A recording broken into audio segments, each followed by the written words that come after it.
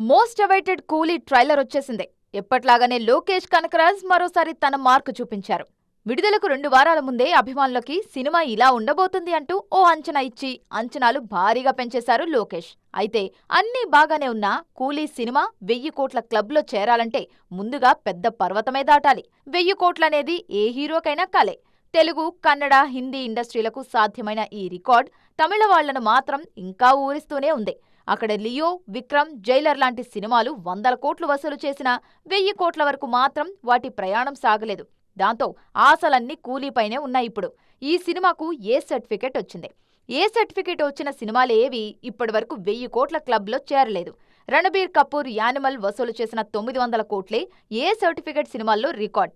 ఇప్పుడు కూలీ దీన్ని దాటితే గాని 1000 కోట్లు చేరుకోదు. అడల్ట్ రేటెడ్ అంటే కుటుంబ ప్రేక్షకులు దూరంగా ఉంటారు. పైగా రజనీ కెరీర్లో కొన్ని దశాబ్దాల తర్వాత వచ్చిన ఏ సర్టిఫికెట్ ఇది.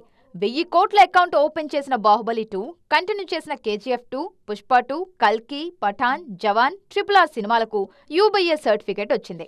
వాటికి ఫ్యామిలీ ఆడియన్స్ బలం ఉంది. కానీ కూలీకి ఏ సర్టిఫికెట్ వచ్చింది?